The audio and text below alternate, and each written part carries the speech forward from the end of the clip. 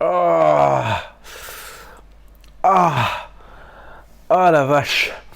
Ça faisait des années que j'avais pas vu un film hongkongais en version française et bah ça m'avait vraiment pas manqué, hein. Salut les amis, j'espère que vous vous portez bien. Moi ça va très bien. Et aujourd'hui on va parler de Brotherhood, un petit polar hongkongais sorti en 1986 avec Danny Lee et Alex Mann. C'est parti!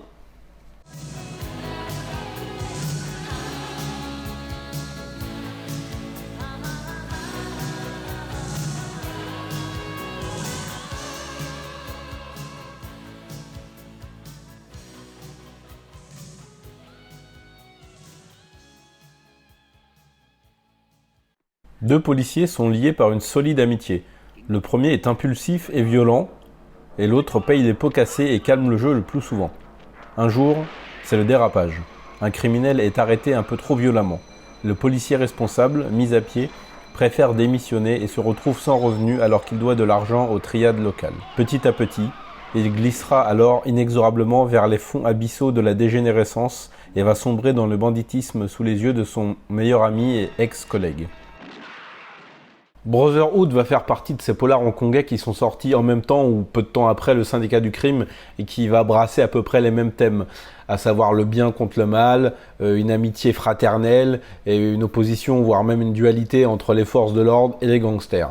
On va retrouver tous les éléments qui composent le style Heroic Blue Shield dans Brotherhood, c'est-à-dire deux flics, l'un un petit peu plus posé et mesuré que son collègue. Alors évidemment, le flic posé et mesuré, ça va être Danny Lee, Monsieur Police, l'acteur préféré de tous les flics hongkongais. C'est quasiment le rôle qu'il a le plus incarné, c'est même le rôle qu'il a le plus incarné tout au long de sa carrière, celui d'un flic intègre et courageux, parfois brimé par ses supérieurs. Et pour lui faire face, on va retrouver Alex Mann, la gueule d'un acteur bien connu, un petit peu légendaire des productions hongkongaises. Un acteur qui filtre souvent, voire même qui plonge tête baissée dans le surjeu habituellement, mais qui là reste plutôt quand même assez mesuré, même s'il joue encore une fois le rôle d'un homme impulsif et violent.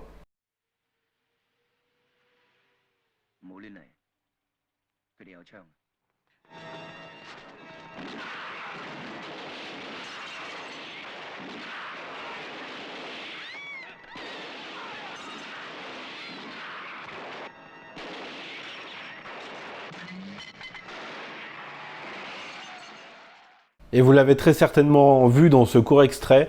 Oui, il y a bien évidemment Xing Fuyon dans ce film, dans énormément de productions où il fallait des gueules marquantes, des gangsters à la mine patibulaire, on faisait appel à lui. C'était la gueule patibulaire et reconnaissable entre mille du genre. Malheureusement, voilà, l'acteur nous a quittés il y a quelques années. J'espère qu'à l'heure où j'enregistre cette vidéo, il est en train de se goinfrer de dim sum dans un petit restaurant à Yomate ou à Tim Chat Soy. Mon ami, repose en paix. Merci pour tout ce que tu as apporté au cinéma hongkongais. Le film va quand même privilégier son scénario et ses personnages aux scènes d'action, même si, comme vous avez pu le voir dans le court extrait que je vous ai montré, il y a un très très bon gunfight en pleine rue, bien violent et bien brutal. On va se concentrer plutôt sur l'opposition Alex Mann Danny Lee. Danny Lee qui va tout faire pour essayer de préserver son collègue et essayer de ne pas le laisser se faire entraîner dans des histoires un peu trop louches. Malheureusement, ça va être le cas, évidemment, sinon il n'y aurait pas de film. Mais voilà, le film traite d'une manière plutôt intéressante les rapports qu'on peut avoir avec l'amitié, et notamment lorsqu'on est un flic et que son meilleur ami devient, malgré lui, un gangster, et jusqu'où est-ce qu'on peut l'aider sans se mettre soi-même en danger vis-à-vis de ses collègues et de sa propre vie. Là-dessus, le film est vraiment très intéressant et donne lieu à des scènes de discussion qui sont plutôt bien menées, je trouve. Malheureusement, je n'ai pas pu en profiter correctement, mais pour tout vous dire, le visionnage de Brotherhood a été un supplice. Je n'ai réussi à mettre la main que sur une version française qui est absolument à la limite du regardable. C'est aussi parce que j'avais énormément perdu l'habitude de regarder de la VF, je privilégie toujours la version originale. Mais là, on sent qu'ils ont épuré les dialogues, qu'ils ont fait au plus simple. Les voix sont horribles. Voilà, on sent que les doubleurs ont fait ce qu'ils ont pu et ne sont pas partis dans des délires chelous. Mais si vous avez l'occasion de voir Brotherhood en version originale, vous allez bien plus apprécier le film que si vous allez le voir dans la version dans laquelle je l'ai vu. D'autant plus que c'est, voilà, à mon avis, c'est un VHS RIP. On voit quasiment rien lors des séquences nocturnes, et il y en a beaucoup malheureusement. Les séquences de jour sont lisibles, il n'y a pas de souci, mais les scènes nocturnes, par exemple dans un appartement où Danny Lee et l'acteur qui joue son frère vont avoir une violente discussion.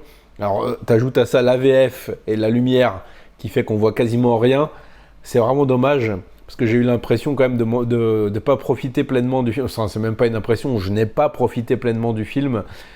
Je l'ai plus subi qu'autre chose, et je vais faire mon maximum pour me le procurer dans une version correcte et en version originale, parce que Brotherhood est un petit polar vraiment sympa.